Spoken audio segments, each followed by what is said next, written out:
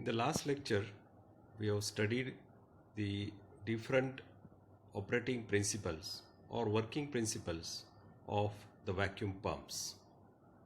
And we have also studied the first example of the positive displacement type of vacuum pump, and it was the rotary vane pump. We have studied how the rotary vane pump works, its mechanism, and some of the limitations of the rotary vane pump. Today we are going to study another example of the positive displacement pump. The second example, that is Roots pump. So this is the diagram of this Roots pump. So what is the mechanism of this Roots pump that we are going to study first of all.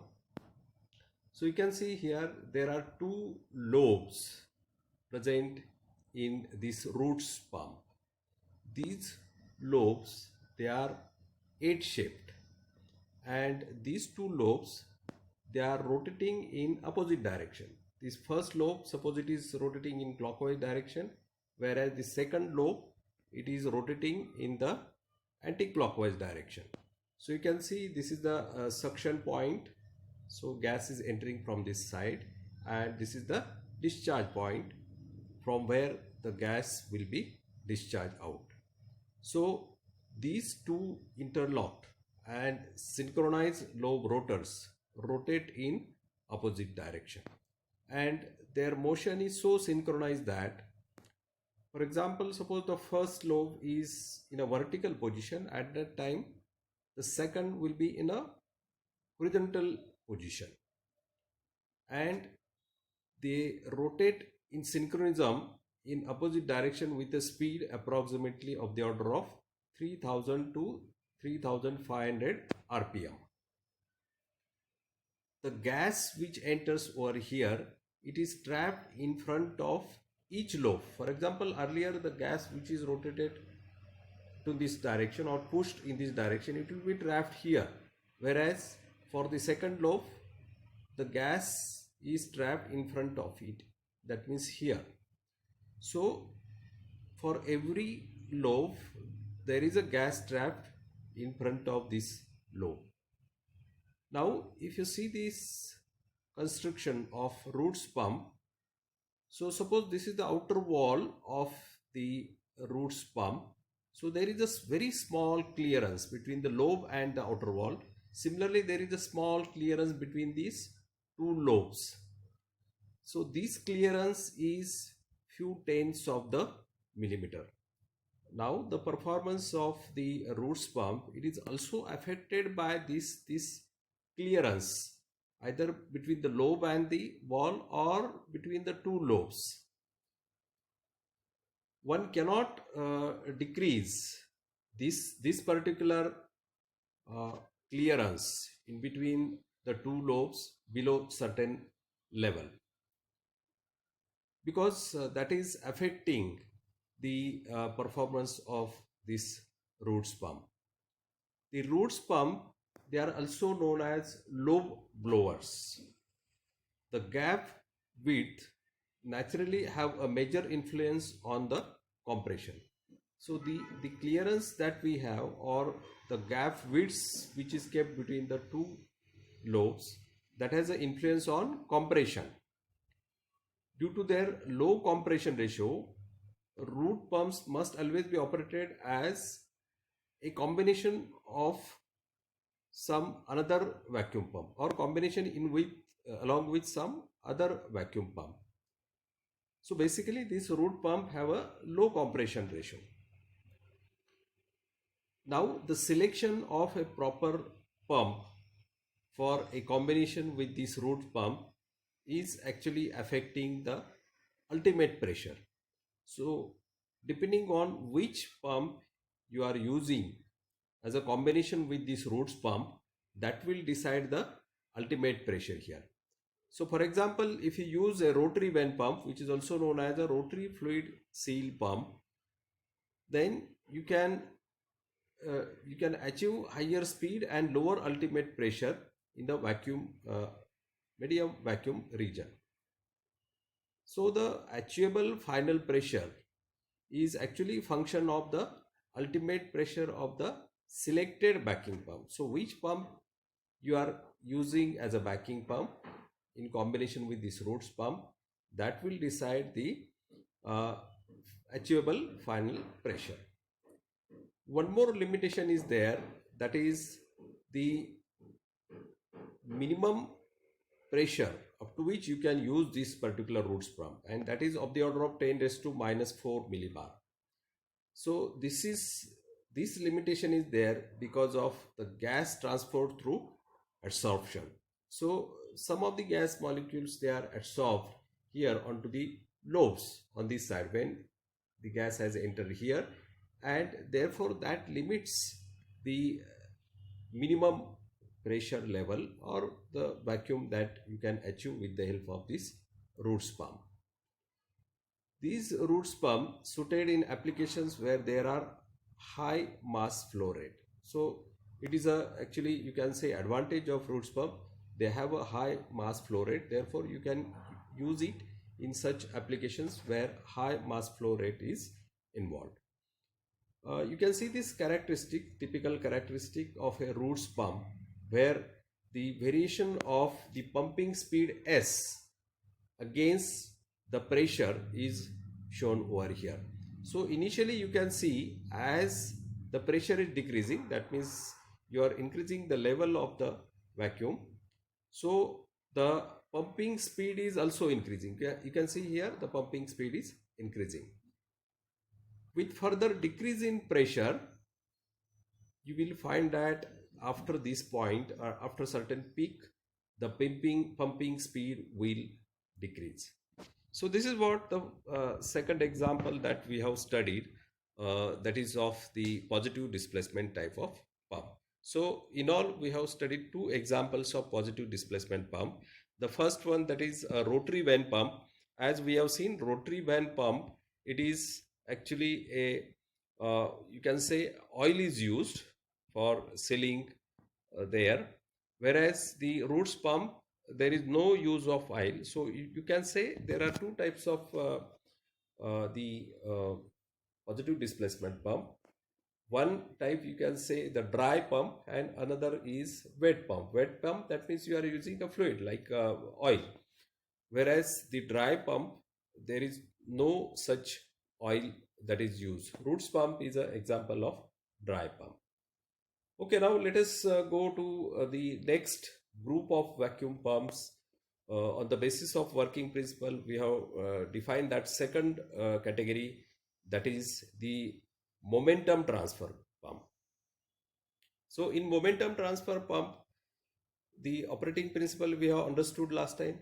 So according to this principle, you know that either the rotating blades with a very high speed, they collide with the gas molecule and they transfer momentum to this gas molecule so that they can be forced towards the discharge point.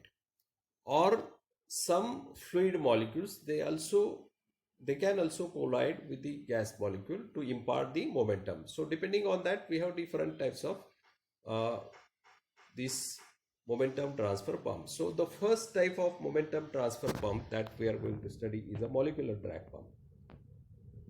The molecular drag pump, you can see this basic diagram, a very simple one. So there is a cylindrical rotor R which rotates with a very high speed of the order of 30,000 rpm. It rotates with the speed of 30,000 rpm inside a hollow cylindrical status. You can see this is a cylindrical stator. Now what is the basic principle here? This rotating